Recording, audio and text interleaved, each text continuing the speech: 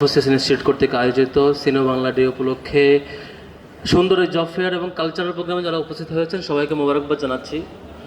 আমার দাঁড়ানোর ইচ্ছা ছিল না, কিছু কষ্ট কিছু বেদনা শেয়ার করবার জন্য দাঁড়িয়েছি। বেশ কষ্টের কথা হচ্ছে, আজকের এই প্রোগ্রামটি যখন হয়, যখন আমরা ঘোষণা করি, তখন আমাদের কাছে ফিলিংস ছিল প্রোগ্রামটা এমন হবে যেখানে প্রোগ্রাম শেষে দেখব 430টা পদে আমাদের কিছু শিক্ষার্থী যেসব প্রতিষ্ঠান বাংলাদেশে কাজ করছে, চাইনিজ প্রতিষ্ঠান, সেখানে খুব হ্যান্ডসাম স্যালারিতে জব পাবেন এবং তারা একটা হাসি মুখ নিয়ে এখান থেকে বিদায় নেবেন। একটা সুন্দর প্রোগ্রাম। বাট এই প্রোগ্রামটাকেও একটা বড় চ্যালেঞ্জের মুখোমুখি পড়তে হবে আমরা কখনোই কল্পনা করি নাই। আমি কিছু কথা বলার ইচ্ছা ছিল না, শুধুমাত্র আপনারা যাতে জানেন, আপনারা যারা আসছেন তারা যাতে বুঝতে পারেন প্রোগ্রামটা এমনি এমনি হয় নাই বা এখানে কী কী চ্যালেঞ্জ ছিল, একটু জানবার জন্য কিছু শেয়ার করে আমি শেষ করবো আমার বক্তব্য। আপনারা জানেন ডাকসুর পক্ষ থেকে এর আগে আমাদের একটা আইসিটি মন্ত্রণালয়ের সাথে একটা চুক্তি ছিল, একটা এমইউ ছিল, যেটা আমাদের প্ল্যান ছিল যে 5-6 মাসের মধ্যেই প্রত্যেকটা হলে কম্পিউটার ল্যাব হবে এবং শিক্ষার্থীরা সেখানে ট্রেনিং পাবে, শিক্ষার্থীরা উপকৃত হবে। এই ছিল আমাদের প্ল্যান। কিন্তু বর্তমান পরিবেশ চেঞ্জ হওয়ার পরে, অর্থাৎ ফেব্রুয়ারির পরে আমরা দেখি সেই প্রজেক্টটি আর চলমান নয়, সেটি ক্যান্সেল। আমরা জিজ্ঞেস করছিলাম, স্যার এই প্রোগ্রামটা তো কম্পিউটার ল্যাব তো 18টা হলে যাবার কথা, এটি তো আমাদের অফিসে যাবে না, ডাকসুর অফিসে যাবে না, আমরা বাড়ি নিয়ে যাব না, শিবিরের অফিসে যাবে না, তাহলে এটা ক্যান্সেল হলো কেন? বলছেন যে আমরা জানি না, কিচ্ছু করার নাই, এটা এভাবেই চলবে। ঠিক এই প্রোগ্রামটি প্ল্যান যখন আমরা করেছি তখন আমরা ভাবছিলাম সব কিছুই ঠিকঠাক হবে। একজন সম্মানিত শিক্ষক, সিনিয়র ব্যক্তি, তিনি ঘরোয়া মিটিংয়ে বলছেন এই প্রোগ্রাম হতে দেবো না কোনোভাবেই, এই প্রোগ্রাম এখন হলে ডাকসুর সুনাম হবে, এখন প্রোগ্রামটা হওয়া যাবে না। এই হচ্ছে মানে অবস্থা। এবং এই প্রোগ্রাম না হওয়ার জন্য যা যা করতে হয় 2-1টা পক্ষ থেকে বারবার চেষ্টা করা হয়েছে। আমরা জিজ্ঞেস করছিলাম ফোন দিয়ে যে আপনি যেটা করছেন প্রোগ্রামটা তো আমাদের জন্য করছি না, এখন ডাকসুর 28 জনের কেউ চাকরি নেবে না। আমি ড্যাম শিওর, এটা গ্যারান্টি দিতে পারবো, ডাকসুর সম্পাদক এবং সদস্যদের মধ্যে থেকে 28 জন যে নির্বাচিত প্রতিনিধি, একজনও এখানে চাকরি নেবে না। তাহলে কেন এটা বাধা দিচ্ছেন? বলুন যে বাবা কিচ্ছু করার নাই। তারপরে সেমভাবে সরকারের পক্ষ থেকে আজকে এখানে একজন মন্ত্রী আসবার কথা, আপনারা নিশ্চয়ই জানেন, আপনারা দেখতে পাচ্ছেন তিনি আসেন নাই। এই প্রোগ্রামটা যেমন করে না হওয়ার জন্য যা যা করা হয়েছিল সবটাই চেষ্টা করা হয়েছে, তবে আলহামদুলিল্লাহ প্রোগ্রাম হয়েছে। আমি এটার জন্য ধন্যবাদ জানাবো চাইনিজ এম্বাসি এবং কনফুসিয়াস ইনস্টিটিউট, এবং স্পেশালি থ্যাঙ্কস জানাবো আমাদের আন্তর্জাতিক সম্পাদক খান জসিমউদ্দিনকে। তার জন্য একটা করতালি হবে প্লিজ। এই যে এই লড়াই, আমরা এইটুকু বলতে চাই সেই সিনিয়র ব্যক্তিদেরকে, স্যার আপনারা যদি আজকে আসতেন আমরা খুব খুশি হতাম। আজকে এই প্রোগ্রামে আপনারা না আসার মধ্য দিয়ে আপনাদের যে অভিভাবকতুল্য অবস্থান, এখান থেকে নিজেদেরকে সরিয়ে এনেছেন।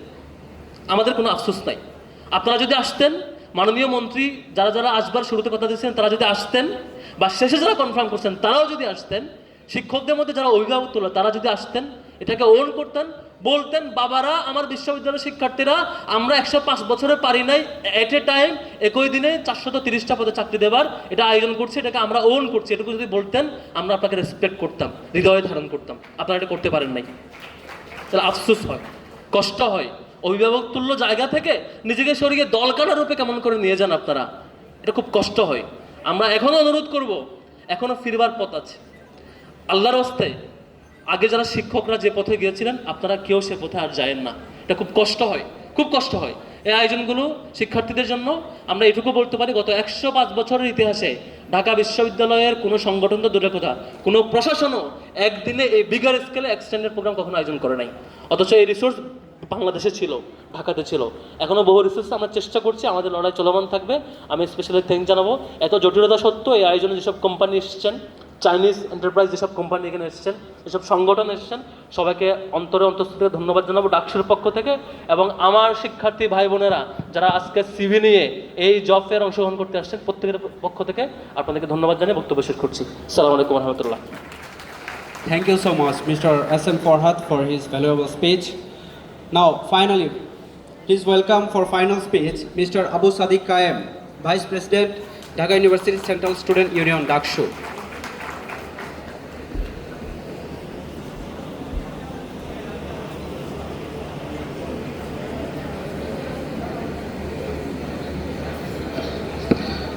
Assalamu alaikum.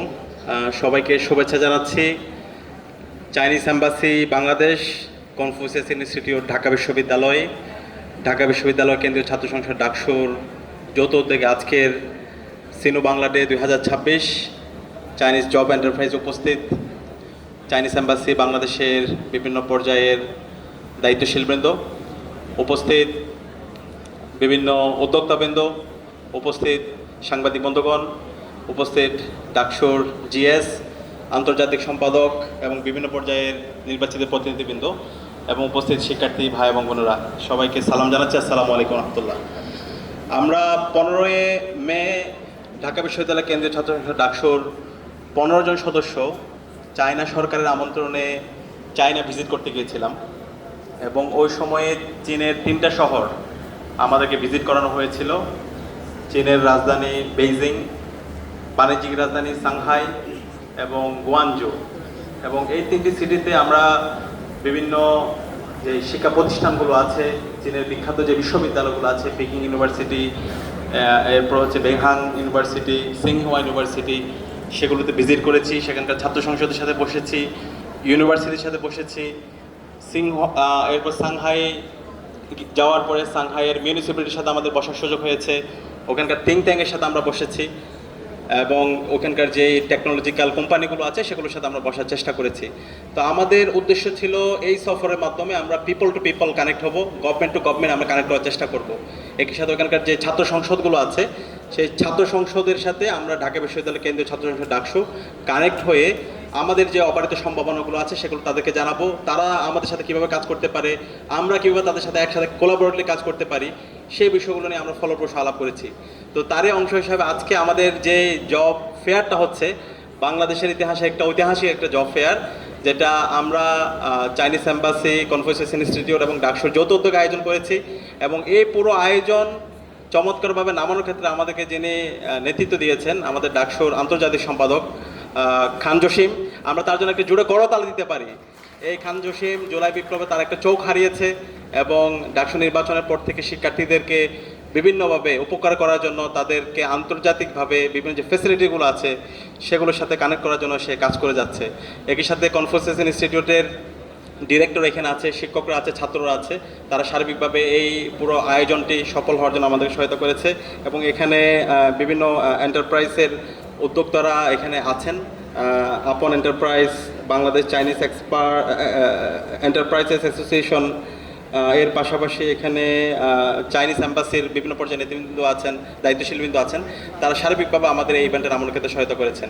তো আমরা চায়না সরকারের প্রতি কৃতজ্ঞতা জ্ঞাপন করছি। আপনারা জানেন ঢাকা বিশ্ববিদ্যালয়ে চায়না সরকার নারী শিক্ষার্থীদের জন্য 1500 সিটের একটা হল নির্মাণ করছে। আমরা একটা জুড়ে করে দিতে পারি চায়না সরকারের জন্য।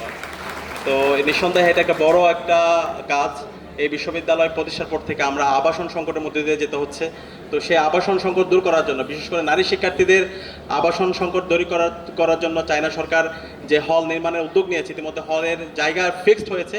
আশা করছি খুব দ্রুত সময়ের মধ্যে এই হল নির্মাণের কাজ শুরু হবে এবং এই হল নির্মাণের কাজ শেষ হলে আমরা আশা করছি বিশ্ববিদ্যালয় আবাসন সংকট অনেকটা দূর হবে ইনশাআল্লাহ। এর পাশাপাশি আজকের যে জব ফেয়ার, সেখানে 430টার জব অপরচুনিটি আছে এবং প্রায় 31টা কোম্পানি এখন পর্যন্ত এখানে এসেছে। আশা করছি আমাদের শিক্ষার্থীরা তাদের সিভি দিয়েছে এবং যোগ্য প্রার্থীদেরকে এখানে বাছাই করা হবে এবং আশা করছি এই ধরনের আয়োজনগুলো আমরা অব্যাহত রাখবো। এটা বিশ্ববিদ্যালয়ের দায়িত্ব ছিল, সরকারের দায়িত্ব ছিল, তারাও করছে। আমরা ডাকসুতে দায়িত্ব নেওয়ার পর থেকে আমরা আমাদের জায়গাতে চেষ্টা করছি এবং আমরা কথা দিচ্ছি ইনশাআল্লাহ শিক্ষার্থীদের স্বার্থ সংশ্লিষ্ট যত ইস্যু আছে আমরা সবসময় শিক্ষার্থীদের এই স্বার্থগুলো আদায় করার জন্য আমরা আমাদের জায়গা থেকে কাজ করে যাব। এবং এই প্রোগ্রাম বাস্তবায়ন করতে গিয়ে আমাদেরকে অনেক বেশি বিভিন্ন ধরনের চ্যালেঞ্জের মধ্যে দিয়ে যেতে হয়েছে। ইতিমধ্যে ডাকসুর জিএস এস এম ফরহাদ সেটা উল্লেখ করেছে। আমরা আশা করব বিশ্ববিদ্যালয় আমাদের অভিভাবক, সে অভিভাবক হিসাবে আমরা তাদের থেকে আরও অনেক দায়িত্বশীল আচরণ করি। তা আমরা আশা করব সকল অংশীজনদেরকে সাথে নিয়ে ডাকসু যেভাবে কাজ করেছে ভবিষ্যতে বিশ্ববিদ্যালয়ের প্রশাসন এবং যারা নির্বাচিত হবে তারা সকল শিক্ষার্থীদের অধিকার আদায়ের জন্য তারা কাজ করবে।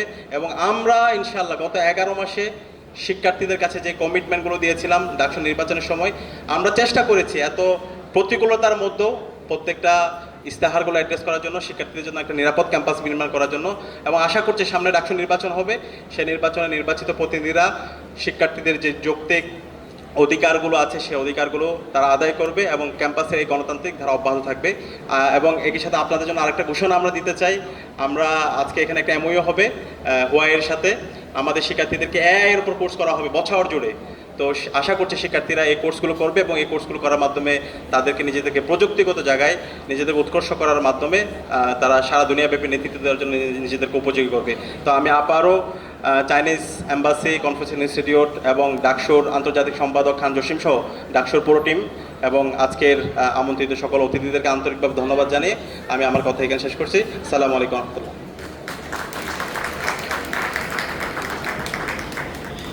Thank you very much for Mr. Sadiq Kaim for his valuable speech. Next, we will hold the Sino Bangla Friendship Scholarship Anniversary Award ceremony. This scholarship, jointly established by Confucius Institute at University of Dhaka and China National Machinery Import and Export Corporation (CMC), it aims to reward students who have